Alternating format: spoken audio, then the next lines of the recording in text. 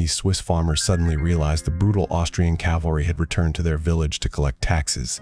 The Austrians were rampaging through this region. Every Swiss farmer was terrified, but today this woman faced a great disaster. "Where's your husband? Where is he?" "He's in the fields." "It's too little." The tax collector was clearly unsatisfied with this amount. Seeing rain approaching, he ordered the farmer's wife to prepare food. She was to find shelter and serve them. She also had to boil hot water for the tax collector to bathe. The woman dared not resist.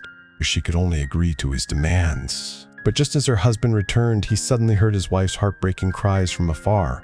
The man immediately knew something bad had happened, but it was clearly too late. The tax collector enjoyed himself in the bathtub. Before him was the woman he had just tortured to death. He felt no remorse. It was as if he had just stepped on an insignificant ant. His accomplices outside were still happily eating and drinking. Unaware, the woman's husband quietly sneaked into the room. He didn't want to alert the enemy. It was Shui saw his wife dead nearby. A fierce flame of revenge instantly consumed his sanity. He grabbed the black cloth from the wall. He slammed it over the tax collector's head. He then strangled his struggling neck. Unexpectedly, the opponent was prepared. He stabbed the man with a knife. The two then struggled for their lives. The knife fell into the water. The man jumped into the bathtub. He vowed to cripple him. The man sighed. His gaze returned to his dead wife. The frenzy of revenge slowly faded. Only bone-chilling pain remained. But this was no time to stop. Leave quickly before the cavalry found him. However, the trumpet of death sounded. Heavy horse hooves echoed from afar like war drums. The man could not avoid the pursuit. He hid behind a forest rock. He hoped the soldiers above wouldn't find him. After finding temporary safety, he tried to cross the river, but the trumpet behind him still blared relentlessly. The pursuers closed in. As the man reached the shore, the enemy saw him. He could only run to a nearby village. He would use the wider river to gain a chance to survive. "Need this boat. You will be in danger. If they catch me, I will die anyway." "Who is chasing you?" "Wolf cavalry." This person carried a crossbow. He wanted to help. But in this harsh weather, crossing the river was almost suicide. The chance of survival was non-existent. "I already killed him." "Who?" "The wolf cavalry tax collector." The other man realized he was a brave man. Before him were pursuers. Behind him were heavy rain and a raging river. He decided to take a risk. He led the man to way to survive. He wanted the Kanders crossing the river. He decided to take a risk. Was behind him were heavy rain and a raging river. He decided to take a risk. He led the man to find a way to survive. It was almost suicide. At the same time, the cavalry arrived. The terrified villagers quickly fled. The tragedy caused by one man fully erupted at this moment. "Where is he? Who? Burn the village!" Houses were incinerated. Villagers were massacred. A fierce fire raged through the rain, turning the peaceful village into a living hell. As the two swayed in their small boat, they watched the village behind them turn into a sea of fire. They heard tragic cries. Did they feel remorse? The king was furious about the tax collector's death. To continue subjugating the Swiss people, organized resistance had to be eliminated. Here too, he sent Governor Gessler to hunt the crossbowmen. Meanwhile, Theo finally helped Bob escape. They reached a valley covered in green grass. There they met Theo's wife, who was herding livestock. The woman simply bandaged Bob's wounds. She wanted her husband to return home. She asked him not to join outside conflicts anymore. But Theo was a veteran who had seen battle. He had witnessed bloodshed and sacrifice. He knew weakness could not buy peace. He could not watch his compatriots. They were arbitrarily oppressed and killed by the Austrians. Justice and the hot blood in his heart always burned him. The road ahead was full of thorns. He had to leave a peaceful life behind. Yet he was destined to stand up. He would seize hope for the suffering. So the two continued to Lucerne. Theo wanted to take the injured Bob to an old comrade's house. This would avoid Austrian soldiers. The comrade's family prepared a lavish dinner for the two. The comrade's wife also praised Bob. She said he was brave to protect his wife. "But now we must fight for our country." Theo suddenly realized he was not fighting alone. Every Swiss person yearned for freedom. This was another purpose for his arrival. As the woman said, Theo would rally passionate Swiss men. They would counterattack the Austrians and drive them from their homeland. As they discussed their plan, a servant ran in. "Sir, Governor Gessler has arrived with his men." "We have guests." Theo calmly chewed his food. He told Bob to change into servant's clothes to deceive the governor. They also hid all used tableware. They also hid. Immediately after, the governor and his men burst in. His purpose was clear. He heard strangers entered the city. He suspected this place hid escaped criminals. After his men searched, no one suspicious was found. The governor was vigilant. He paced before the servants, seeking unusual traces. Blood from Bob's wound began to seep. Seeing their identity was almost exposed, Theo stood up. He spoke to interrupt the governor's attention. As the man turned, Bob's wound had already soaked his shirt with blood. Luckily, they narrowly escaped his shirt with blood. Luckily, they narrowly soaked his shirt with blood. Luckily, they narrowly escaped. The governor left with his men. The veteran then discovered the Austrians were again forcibly collecting taxes in the village. This was not just tax collection, this was clearly treating human lives as worthless. They arbitrarily harmed innocent civilians. So, 3 Swiss veterans with crossbows hid behind a rock. They silently observed everything. However, one man dared to protect his property. He stood against the wolf cavalry. "That's my cow! Step back! Those are my cattle!" The farmer grabbed a scythe. He violently struck at the soldier. More cavalry approached from afar. The old man immediately felt something was wrong. The almond stemdeckney stuck at the but his son with bloodshot eyes had already dealt with a few pesky soldiers. If all Swiss were as brave as him, what would they fear from Austrian oppression? "We must go, father. Run quickly while there's still time." The old father's clumsy feet were no longer agile. He told his son to run first. Unexpectedly, as the man ran behind the rock, he met Theo's group. The 2 sides reunited safely. Now they had to save the situation. "Who killed my men? Help my father escape this pain." "A short pain is better than a long one." With the other man's implicit agreement, Theo drew his unused crossbow. He aimed at the old man's heart and fired a fatal shot, but this also indirectly exposed their position. "Over there, quickly! The marksman lives up to his reputation." The old man's death was truly regrettable. Theo's group then continued their journey. They needed to go to Andorp. They would find a reputable pastor there to plan the Swiss uprising, but as they arrived, they realized something was wrong. The city walls were covered with executed civilians.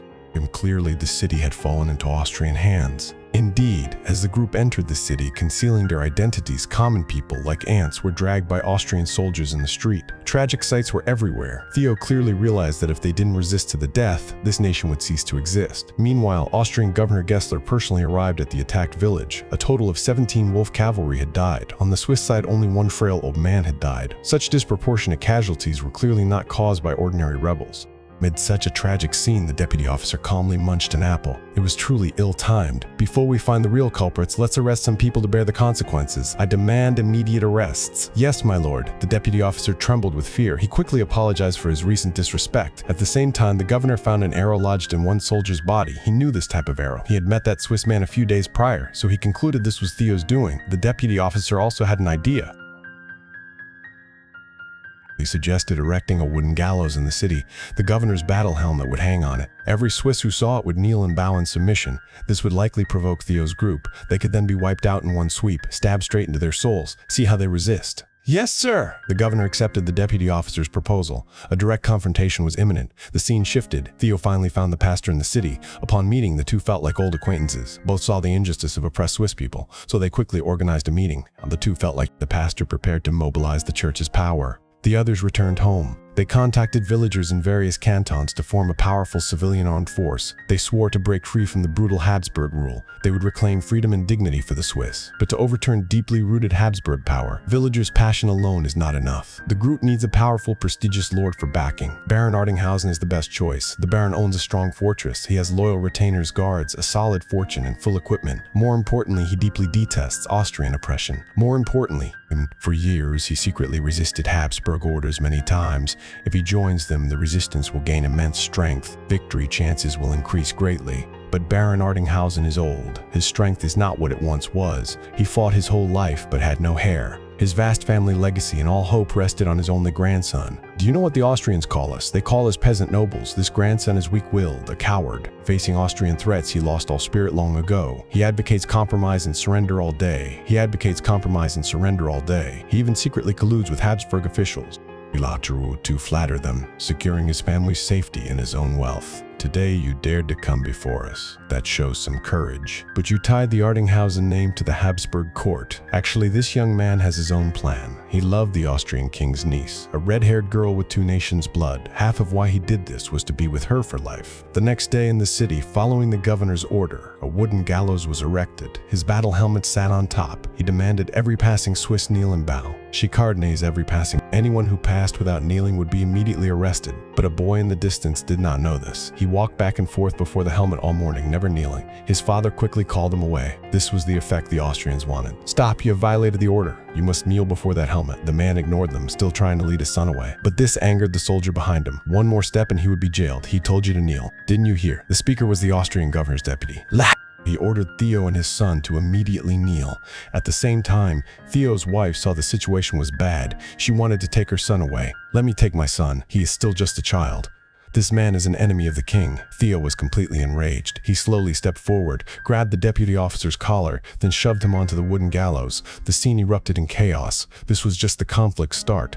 "Release me." Otherwise, you and your whole family will be executed. For the safety of his family, after seeing his wife's signal from afar, Theo reluctantly released the man. But he could not avoid imprisonment. This was exactly what the governor wanted. No, step back, the wolf cavalry's warning sounded. The Austrian governor had arrived. With him were a princess and Rudens, the Addinghausen family heir in Switzerland. As soon as the governor removed his battle helmet, the deputy immediately took advantage, denouncing Theo and his son's crimes. This was exactly what the governor wanted. Denouncing Theo and his son's crimes. This was exactly what the governor wanted. Denouncing Theo and his son's crimes. This was exactly what the governor wanted.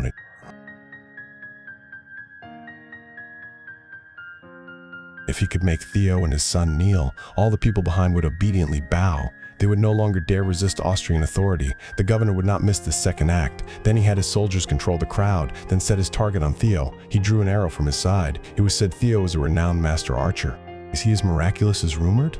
Or do you want to deny you are a master archer, as people say? My father is indeed a master archer. Sir, the son is still too young. This statement clearly pushed his father into danger. Is that your son? Yes. The governor immediately seized this opportunity, calling the boy to him. The boy, facing such a situation, still honestly said, "How good is my father's archery?" Over 100 meters away, he ordered Theo to perform his skill, taking the crossbow he was always proud of and aiming it at his own son. The apple on his head. That's enough, sir. Please don't mock these poor people. The Austrian princess could not watch anymore. She told Theo to kneel, even for his family, to bow and endure this humiliation. Lives are at stake. Why stubbornly confront power? Sir, it's not your place to speak before I allow it. The pastor, in God's name, asked the governor to stop and openly knelt before him, begging God to forgive this brutal act, but the governor disregarded the cleric.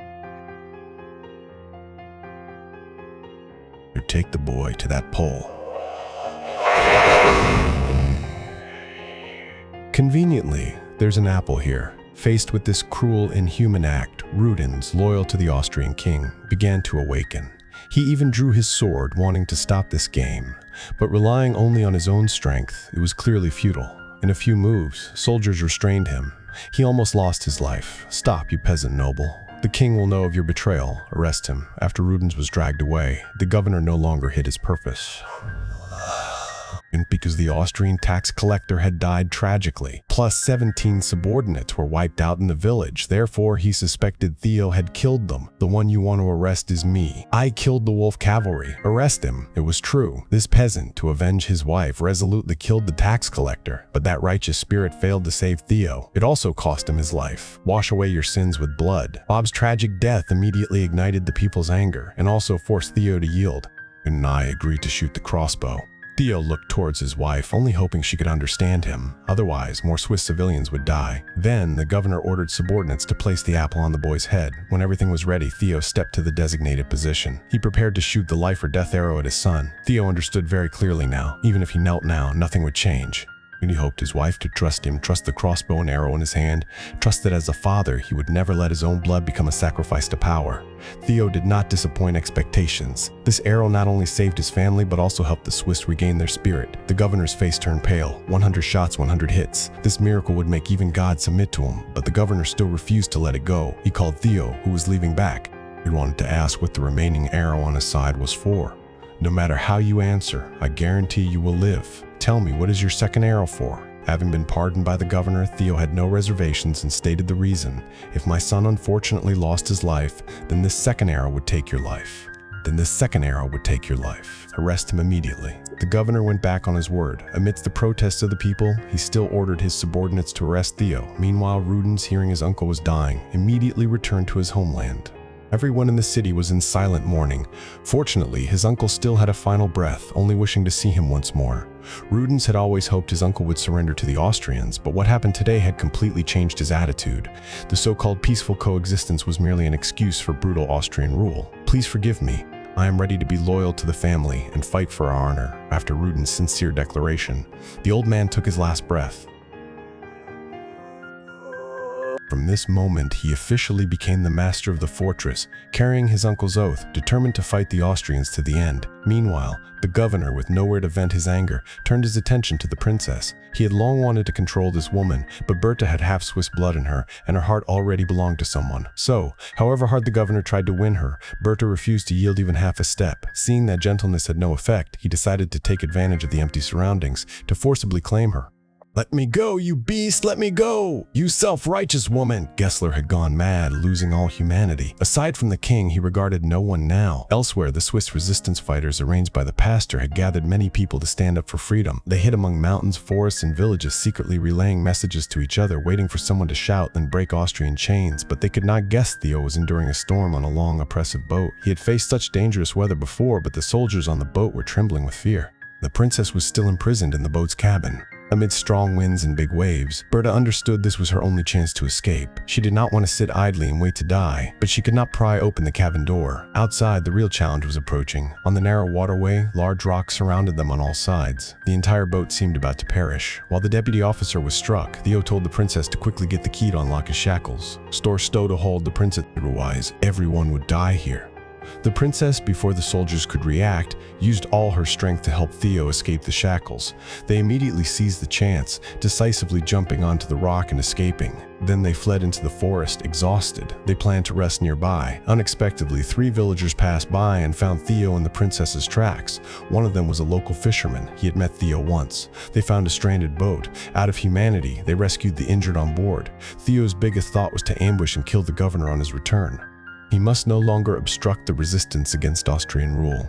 He knew that as long as Gessler lived, Swiss freedom remained distant. This was the best time to assassinate the tyrant. The road ahead was perilous. He decided to risk it. Soon it was the next day. The surviving deputy officer met the governor. "Sir, shut your foul mouth. Please listen, sir. He will ambush you in the canyon outside Kusna." "Nonsense. How do I know if this is true?" These two met him after last night's storm. 2 villagers are witnesses. This made the governor believe the deputy. Ligurbia. The truth proves that some always betray their people for money and glory. Thus, the governor's next journey would be more careful. The governor sent the deputy elsewhere. He would guard a recently captured fortress. He arrived at Shannon Castle, assuming command. The scene changed. Theo and the princess crossed the canyon, preparing to ambush the governor's convoy. Theo quickly noticed something was wrong. Soldiers surrounded the governor's carriage. Clearly, he was more vigilant. Also, when they circled back, they found patrol soldiers on the mountainside. He immediately realized someone might have leaked the convoy's route. The Defies also had weapons ready for an attack. Just then, the governor's carriage had a problem. It was forced to stop. This was a rare chance. Theo quickly loaded an arrow. He waited for the guard's attention to fully shift, then would fire a fatal arrow. But the governor was very alert. He sensed something was wrong. He only opened a small slit in the sunshade. Scoundrel!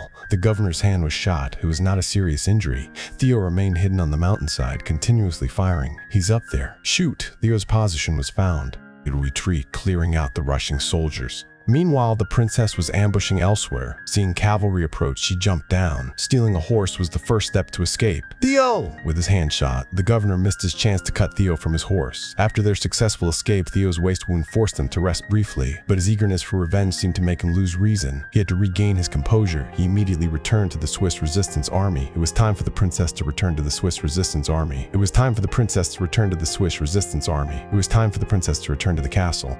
And she would try to convince the king not to be swayed by Governor Gessler. This would help the Swiss regain dignity and freedom. They did not know the governor had convinced the king to wipe out all organized forces. The next day, he quickly gathered hundreds of wolf cavalry. He vowed to crush Theo's resistance force. But just then, the princess hastily returned. The Habsburg family still disagreed on this. "Allow me to speak with you for a moment." "Shut up! How dare you interrupt me? You cannot rule this way." You are feared more than loved. "She has a rebellious heart. She is seeking her own death. Execute her. She is just the king's niece. Any sign of betrayal means execution." But as she was imprisoned, awaiting execution tomorrow, her 2 foolish cousins visited her. They felt no pity for their cousins. They felt no pity for their cousin. Murda's actions had shamed the royal family. They hoped Berta would end her own life to erase the shame. Either you do it yourself, or you do it yourself, or you do it. I must protect my future. Your future? Your future. Res. Was. I. Iruawi secretly mocked you. Berta seized on their discord. They were about to inherit the throne. She ignited conflict between them. "I once had more hope for you. Do you enjoy watching him kill me? Before ultimate power, blood ties are the cheapest sacrifice. Where is he?" Next, Berta would kill her uncle herself. She quietly went to his bedside. She raised a dagger, then fatally stabbed the Austrian king. To ensure his death, she even twisted the blade into his eye socket. After the king's last breath, Berta successfully completed her revenge. Meanwhile, the Swiss peasant uprising officially fought the hateful Austrian governor. Theo could not directly attack the city. He used conversation to distract the governor. Then another group secretly ambushed outside the city gate. They immediately drew their crossbows. When patrol soldiers appeared, they attacked. This was the effect they wanted. They changed into soldiers' clothes for a coordinated attack. Theo, on the other side, felt the time was ripe. He stopped stalling the governor. They would launch a full assault on the city tomorrow. Soon, sunlight shone on the ground outside Andorf. It was strangely quiet. Theo and his men were hidden in the bushes. Once the infiltrator opened the city gate, they would all rush in, striking swiftly, but the assassinated soldiers from last night were discovered. The governor immediately knew something was wrong. "Sir, they disguised as priests. They killed all priests. Attack!" Theo, outside, saw the situation was bad. He immediately ordered his men to fire arrows simultaneously. This would first catch the enemy off guard. They needed to buy time for those inside. And quickly hooked the large log blocking the city gate. Luckily, in that critical moment, the burly man finally hooked the log, clearing the way for the army. As rebels poured into the front gate, Rudin's army at the rear exploited the enemy's distraction. They successfully breached the city's back gate. Both sides plunged into chaotic battle. Men's screams and clashing weapons echoed through Andor. The Austrian defenders attacked from two sides, constantly retreated. Elsewhere, Rudin seized the perfect moment. He prepared to personally incapacitate Gessler. Years of accumulated humiliation exploded within him. Then they switched from swords to hand-to-hand combat. And his eyes were bloodshot. He only wanted to personally end the cruel governor's life. But as Gessler was about to be stabbed, the deputy officer suddenly attacked from behind. What a pity for Rudens. He could not inherit his uncle's castle. He also lost his chance with the beautiful princess. As the Austrian army retreated, Theo's rebel army largely captured the fortress. But to save his life, the governor used civilians as hostages. He also captured Theo's son. "Shoot him dead. I don't want to shoot my crossbow at my son." The wolf cavalry's calls rang out. Austrian reinforcements were coming. This was very bad for the rebels. At the same time, the governor gloated. He thought this rabble could not escape death. Surprisingly, as reinforcements prepared to attack, a messenger arrived with a letter. It stated the king had been assassinated and died. Retreat. The king has died. As reinforcements quickly retreated, the guards before the governor dropped their weapons. Even the deputy officer, always at his side, now understood. He decisively abandoned Gessler. The governor was completely alone. The governor's leg was stabbed. The people immediately seized the chance to flee. Their two fated enemies would now end everything. One would leave this world. Theo strung his crossbow, ready to execute him. But just then, his son stood in front. "We are hunters, not savages." The boy seemed to show mercy. Is something wrong with this kid? Did he forget the governor killed innocents? Forget his wolf cavalry's cruel taxes? Or forget Bob's tragic death by the enemy's blade? For Gessler, dying 10,000 times would not be enough. Theo finally softened, deciding to spare his life. "What do you mean? Pity me." Theo and his men finally won this battle. Their victory played a crucial role in the future formation of the Swiss Confederation. Meanwhile, the king's assassination made his daughter stand before the body. She swore to avenge her father's death. She would take revenge, killing all resistors. Thus, she became Austria's new bloody queen, cheered and honored by all officers and soldiers. Long live the queen! Elsewhere, after assassinating her uncle, Princess Bertha left Harpsburg Castle. She sought out the countryside where Theo lived. She told him the bloody queen had ascended. A new round of challenges was about to begin.